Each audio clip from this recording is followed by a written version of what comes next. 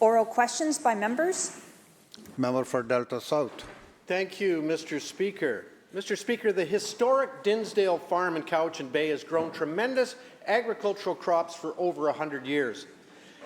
Nature Trust of BC, the current landowner, recently announced plans to breach the dike and flood this pristine farmland with tidal seawater. Last year, the Ministry of Water, Land and Resource Stewardship actually applied to the Agricultural Land Commission promoting the destruction of this farmland. And today, Mr. Speaker, Donald Trump has made BC food more expensive. Will the Premier do what's right and nullify this plan to breach the dike and flood this 150 acres of valuable farmland with seawater?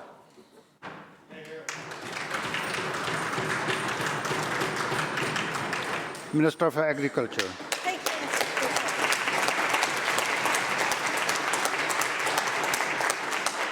It's so nice to be able to get up and talk about agriculture, especially on a day when we see tariffs coming in and threatening our food security, our sovereignty, and there's never been a better moment to support BC agriculture.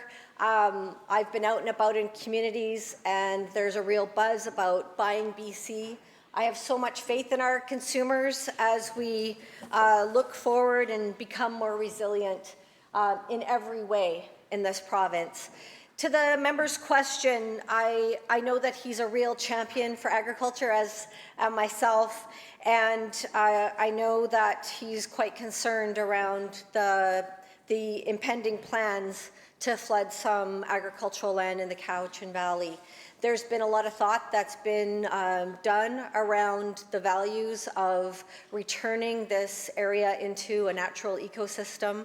I think the member will know that to have healthy agriculture, you also have to have a healthy ecosystem surrounding it.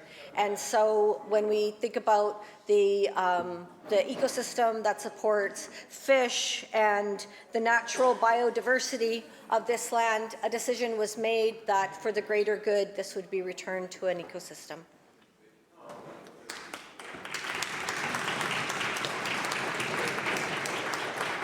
Member for Prince George Valemount. Last Saturday, the Prince George Regional Highway Rescue Society was called out to a vehicle rollover on Highway 16 East. The vehicle damage was significant and the driver was crushed inside. Using very specialized equipment and training, the volunteers from the Rescue Society were able to respectfully extricate the individual. The recovery operation and scene cleanup took over 6 hours. I'm sure this government would agree that the specialized equipment, training, and service these tireless and brave volunteers offered to my region is invaluable. Yesterday, I learned that this Regional Highway Rescue Society has not yet received their gaming grant. They are at a critical point of survival. Will this government ensure they receive the essential funding they require?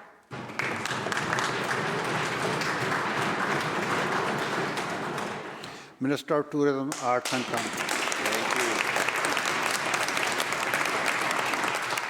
Thank you, Honourable Speaker, and I thank the member for her question and her care for her community.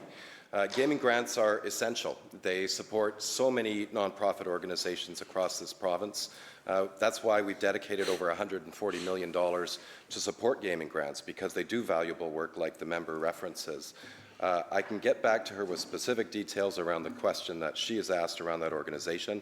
I don't have that in front of me now, but I can tell her that in 24-25, for example, the government supported the Bulkley Valley Stikine Kitwanga Community Association to the tune of $250,000, for example, and that was to help them with their emergency services facility, accommodate an ambulance, fire bay with fire protection pumper truck, including crew quarters and community access for community paramedic, for example. But if the member wants to follow up with me around specific details and the timing, I'm happy to hear from her, and I'll get her the information as best as I can. Thank you, Honourable Speaker. Member for Fraser-Nicola.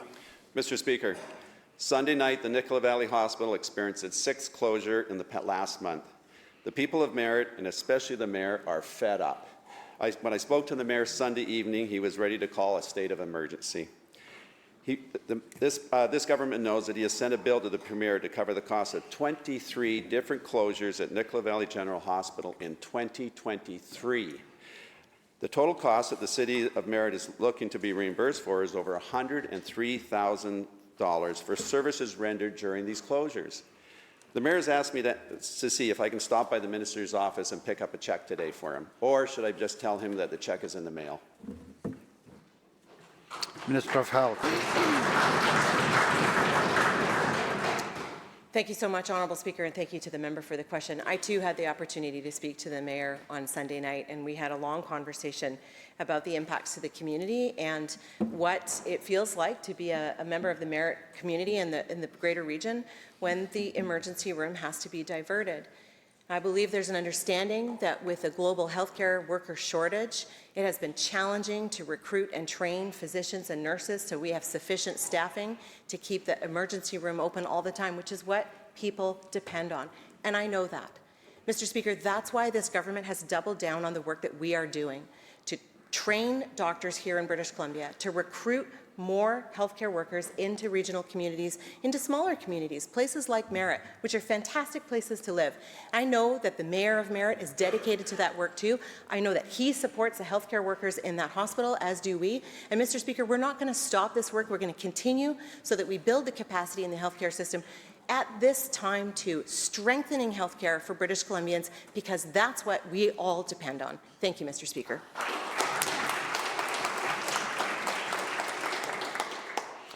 West Vancouver Capilano. Thank you, Mr. Speaker. The school district of Surrey is facing a $16 million shortfall. As a result, the district is looking to make more budget cuts with learning centres, education programs and school busing. The government says that it is the district's problem, but the reality is it is this government's fault for not funding education to keep pace with inflation and population growth.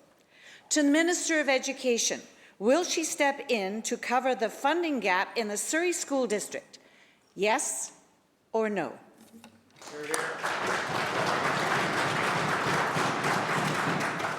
Minister of Education.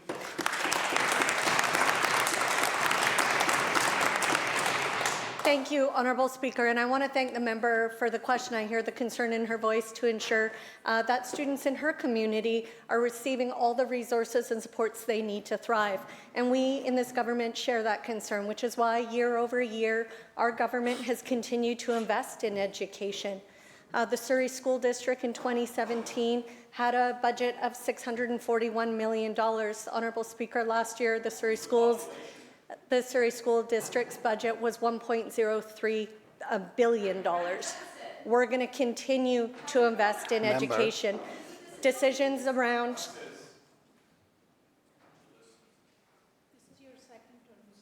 Please continue. Thank you, Speaker. Decisions around programming are made at the school district level. I know the member knows that. And I know that the Surrey School District will work with the community to ensure they're putting a budget forward. Cloverdale, please. Member.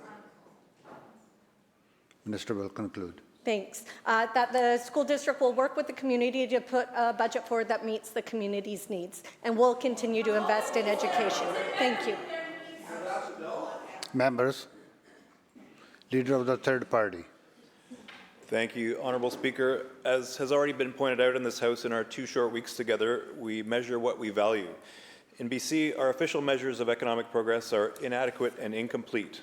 A focus only on gross domestic product as the dominant metric of economic health has skewed our view of what really matters. GDP favors short-term wealth creation and consumption over long-term wealth generation, sustainability, and intergenerational fairness. GDP goes up with every car crash, oil spill, and purchase of bottled water, but not when we protect our watersheds. We wouldn't accept this single-minded measure of success in any other aspect of our lives. As a rookie on Budget Day, I was hesitant to ask the Minister of Finance a question on a busy and challenging day, so my question is to the Executive Council. Does the government have the tools in place to evaluate outcomes from this afternoon's budget using a broad set of well-being indicators that matter to British Columbians? Minister of Jobs and Economic Development.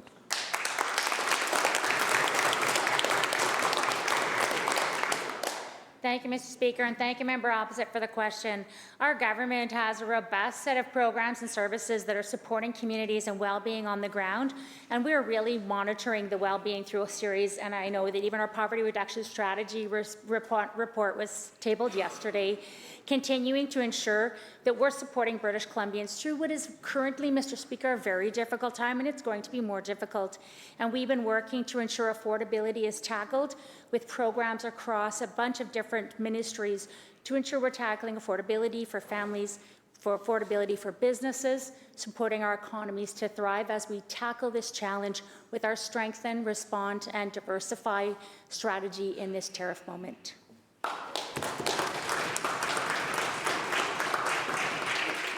Member supplemental. Thank you, Honourable Speaker. Thank you to the Minister for the answer. We need better tools that measure the success of these programs and services and measure the fulfillment and well-being of our people, the long-term impacts of our spending decisions, and whether our communities are becoming safer and more resilient. We need to look beyond short-term politics and focus on building a thriving British Columbia. Countries around the world are adopting indices of well-being that measure economic income, plus a full suite of indicators such as the environment, culture, safety, recreation, health, and education. The upheaval of today's tariffs is an opportunity for the province to develop a Made in BC Wellbeing Index. My question, again to the government, will they work with this House to establish a well-being framework tailor-made for British Columbia? Minister. Thank you, Honourable Speaker, and thank you, Member Opposite. In this moment, we know our communities and our businesses and our workers are being impacted. And I appreciate the Member Opposite's question around meeting this moment while we're really taking care to see what's happening on the ground in our communities. That's why our government has set up the Business Task Force. That's why we have the poverty reduction strategy metrics having been tabled yesterday. That's why our ministry is listening to and engaging with businesses. I've been meeting, Mr. Speaker, with businesses across the community, with local governments, with Indigenous communities and industry associations, so that we can engage through this crisis to ensure we're supporting British Columbians, protecting jobs, protecting our communities, continuing to monitor our outcomes so that we're doing the best we can together to support our communities through this crisis. Member for Richmond Centre. Mr. Speaker, Richmond Centre is missing 2 elementary schools. Residents and the school board have been begging this government to approve the construction of the much-needed schools for years. The situation will only get worse as thousands of new homes are set to be built in the area over the next few years. Over 600 students are crammed into modular portables, and they only get 40 minutes of gym time per week. That's even less than the students in Hong Kong, a city with a population density 1,200 times that of BC. Mr. Speaker, is the Minister of Education going to step up and promise the people of Richmond now, or should I wait until my grandkids are born?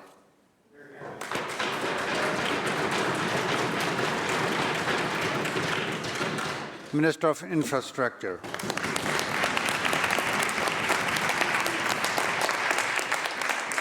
Thank you so much, Honourable Speaker. It is my pleasure to be able to rise on my first question in this House under this new portfolio, the Ministry of Infrastructure. We were created as a new ministry at a time when government is actively implementing the single largest capital infrastructure program in BC history. Through tens of billions of dollars in capital investment, this has led to 30 hospitals, 11 long-term care homes, 4 cancer centers, 226 school projects, including those in the city of Richmond. For instance, in the city of Richmond, where the member has hailed from, we have, in terms of schools, the R.C. Tilney Elementary School, the F.A. Thompson Elementary School, John G. Diefenbaker Elementary School, Howard DeBeck Elementary School, Alfred B. Dixon Elementary School. These are projects that are complete or underway. We know that the city of Richmond is growing. We will continue to work with them to ensure that we continue this good work that we have already underway.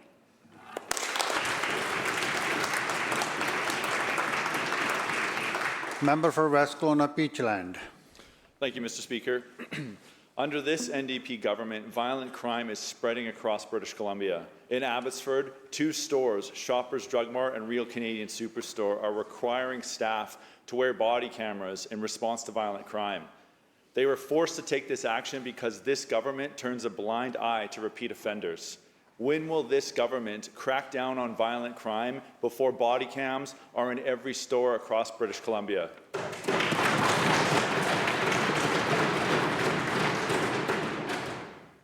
Minister of Public Safety.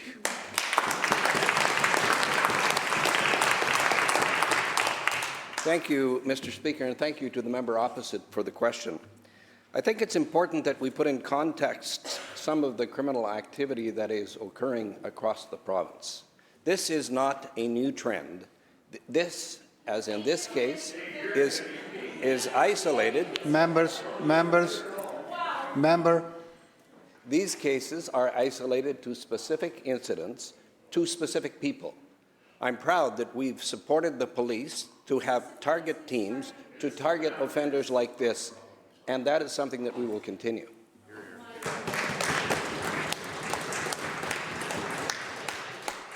Member for Surrey North. Thank you, Mr. Speaker.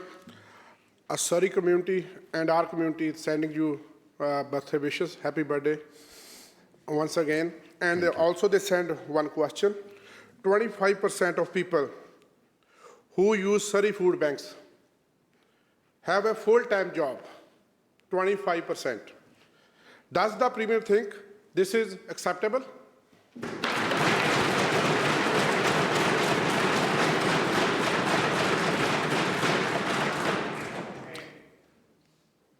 Member of Social Development.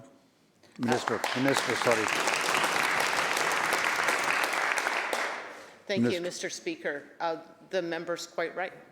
This is that anybody is food insecure in a country and a province as prosperous as this is something that we've been working very hard to overcome.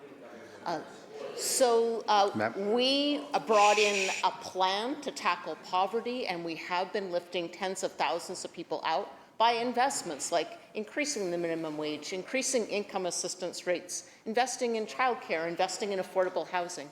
And when people don't have enough food, we also invested, and with great thanks to the partners that helped us deliver this, $50 million in emergency funding. Thank you to Food Banks BC and United Way BC that were able not only to help partners like the Surrey Food Bank with emergency food funding. I'm not sure if the members actually want to hear the answer. Yeah. Members, Minister will conclude. Surrey Food Bank has received, through funding from my ministry, both support with emergency food purchasing so that they can meet the need, but also infrastructure. In the case of Surrey Food Bank, a refrigerated delivery truck so they're able to collect food from corporate donors and bring them to people. We're going to continue to do this work, willing to work with the member opposite to bring the supports his community needs. Thank you. Thank you, Minister.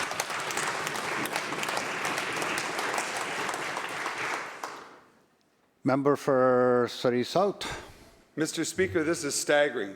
Food bank usage in the province has doubled under this NDP government. 225,000 visits in 1 month. That's the equivalent of everyone in South Surrey needing food bank assistance twice every month. How can the Premier justify letting so many British Columbians fall behind?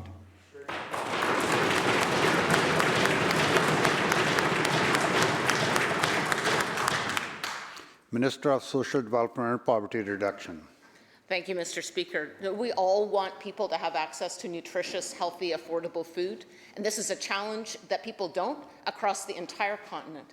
The impact of global inflation and extremely high prices for food that have risen everywhere are not things that our government can prevent, but we can help people in their time of need. That's why between the Minister of Agriculture and myself, $200 million in food supports for food security. That is investment to farmers, to growing more food, and through my ministry, a portion of that has gone directly to emergency food serving organizations. We are helping food-serving organizations with both food infrastructure and direct help, and we're grateful to the partners and the charitable groups that help deliver help to people in their time of need.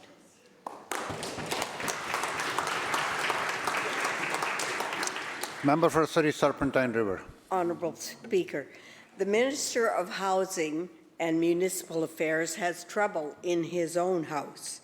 After Oak Bay rejected a development, this minister responded by forcing an advisor on them. The problem the Oak Bay project rejected was the minister's own brother's project. That is a clear conflict of interest. When will the Premier call for a full investigation into this housing minister using government authority to enrich his family?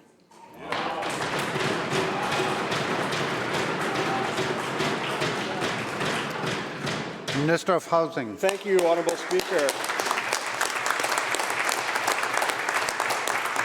Well, to start with, the member is false, and the member would never say that in the hallway because she knows that there would be a lawsuit on her hands.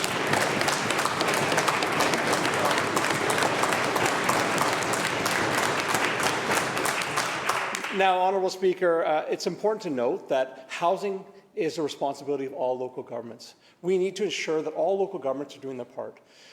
In the case of Oak Bay, it's clear that they haven't been reaching their housing targets. We need to ensure... Members. Minister. Again, the member from Surrey has got some comments. I welcome her to make them outside in the hallway. These allegations are 100% false. In fact, if the member has something, I challenge them to take it to the Conflict Commissioner. They won't, because they know nothing's there, Honourable Speaker. Now, it's important, Honourable Speaker.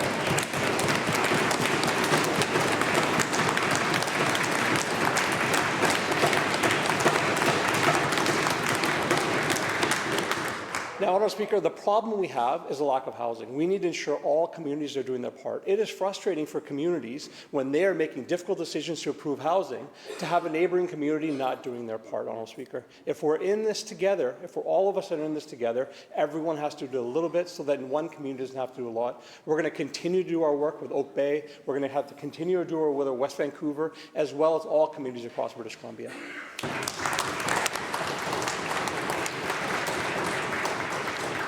Member for Richmond Queensborough.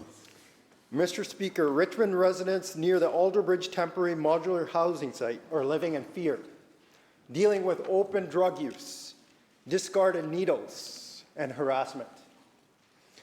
Families, seniors, and children no longer feel safe in their own neighborhood.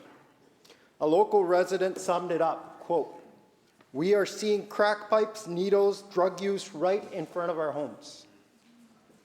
Will the Premier admit that his low-barrier housing policies are failing communities and putting public safety at risk?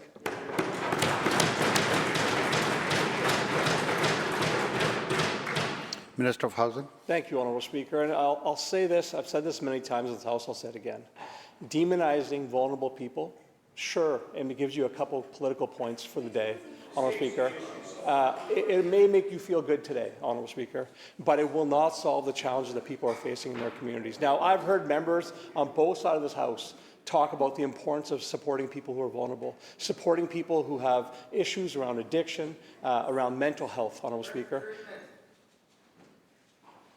It's vitally important, Honourable Speaker, to address any of those major challenges that you have to have a roof over people's heads. The problem here is not homeless people. The problem here is lack of housing, Honourable Speaker. We need to approve more housing, all types of housing. It's the only way we're going to address this major challenge that we have.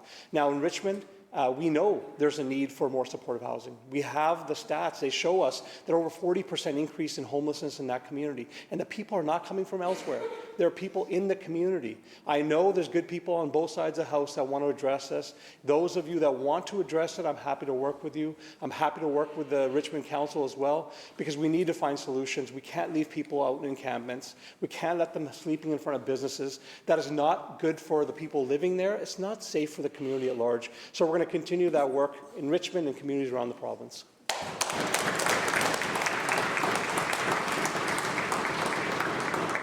Member for North Island. The Port Hardy Hospital ER has been closing at 5 p.m. for over 2 years. I used to work at that hospital as a doctor when it was open 24/7. Recently, an 8-year-old child with severe asthma was diverted to from Port Hardy to Port McNeill and fortunately survived. Others weren't as lucky. To the Minister of Health, you are ultimately responsible for the failure of Island Health's CEO and 9 vice presidents.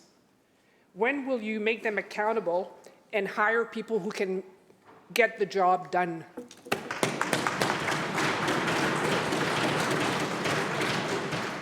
All questions through the chair member. Minister of Health.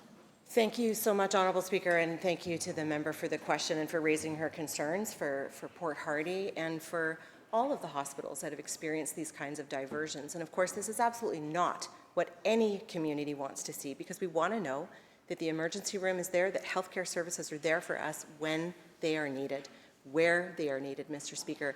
That's why we're going to continue to take the action that we are, working together with health authorities who have the best interests of all community members at heart and are doing everything that they can, working with the healthcare workforce to avert these kinds of closures that we have been experiencing.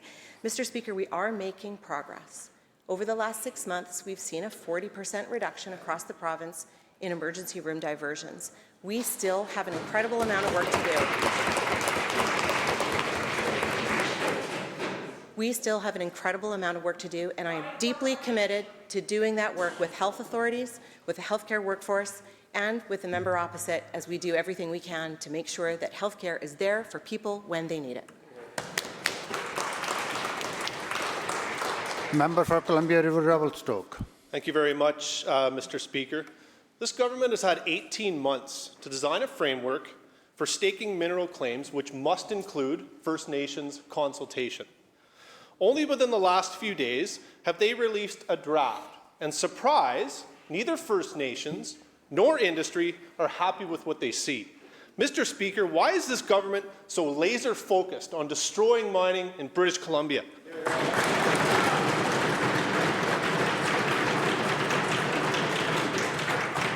Minister of Mining and Critical Minerals. Thank you, Honourable Speaker. Thanks to the member for the question.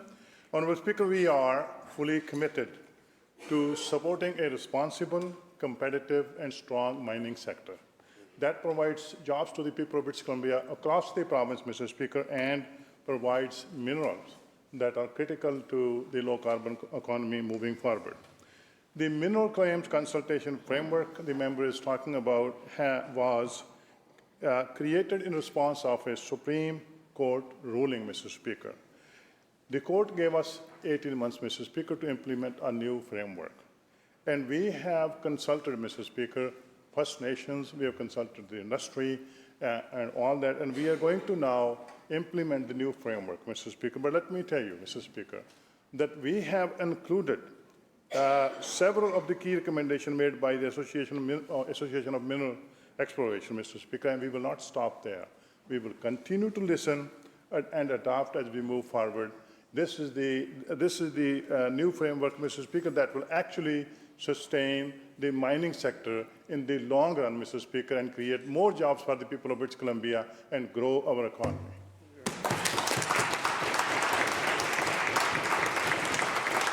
Member for Courtenay Comox. Mr. Speaker, with ERs closed across rural BC, our broken emergency transport system is costing rural British Columbian children their lives. A critically ill infant in the East Kootenays died waiting for help. A 5-year-old suffered permanent damage, forced into emergency surgery to remove a section of their bowel because transportation was too slow and failed them. 2 avoidable tragedies. Before COVID, Alberta's STARS Air Ambulance team filled the gap in BC's broken system. Now, our system is leaving desperate parents watching the clock, praying their children survive. How can the minister defend these deadly delays, and what action will be taken now to ensure no more children pay the ultimate price for our failing rural health system?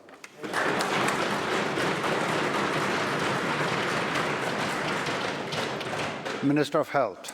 Thank you so much, Honourable Speaker. And of course, when people call 911 in an emergency, they need to know that the service is there for them and that help is on the way quickly.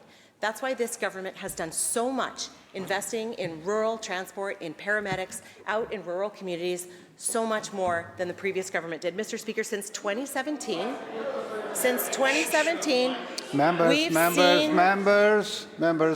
We've seen a significant increase, Mr. Speaker, in the number of calls that are coming, and that's why we're taking action to strengthen these services.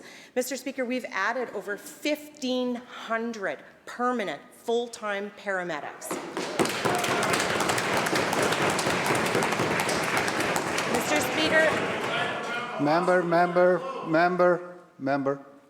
We've added dozens and dozens of new ambulances, new air ambulances. We've converted 24 ambulance stations from part-time on-call to full-time on-call, Mr. Speaker.